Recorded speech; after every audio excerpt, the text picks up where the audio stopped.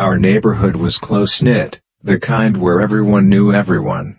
I'd always trusted my neighbors, especially Kyle and Sarah, who lived next door. Kyle and I often hung out, watching football or grabbing beers after work. Sarah was sweet and seemed to adore my wife, Jessica.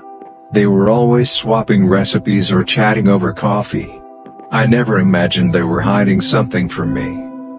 Jessica and I had been married for 8 years.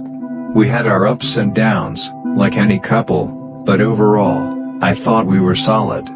That illusion shattered one Saturday afternoon. I was working in the garage when I realized I'd left my phone in the kitchen. As I walked inside to grab it, I heard hushed voices coming from the living room. Jessica was on the phone, her tone urgent and secretive. I stopped in my tracks when I heard her say, "Kyle, you can't call me like this. What if he finds out?" My heart pounded. Kyle? What did she mean, what if he finds out? I quietly backed out of the house, pretending I hadn't heard anything. My mind raced with possibilities. I didn't want to jump to conclusions, but I couldn't ignore what I'd heard.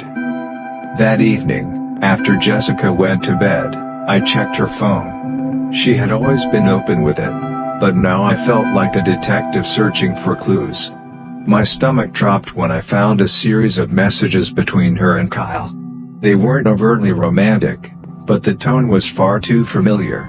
"Can't stop thinking about today and wish we had more time together" were just the tip of the iceberg. The next day, I confronted Jessica.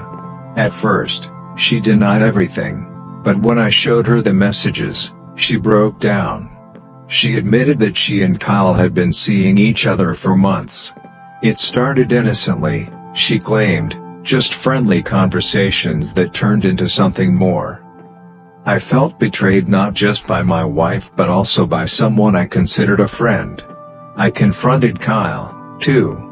He tried to justify his actions, saying he and Sarah were having problems and Jessica was there for him. His excuses only fueled my anger. In the end, I couldn't stay in that house, in that neighborhood. I filed for divorce and moved away. The pain of losing my marriage and the betrayal by someone so close was unbearable, but I knew I deserved better. It's been a year since then, and I'm slowly rebuilding my life.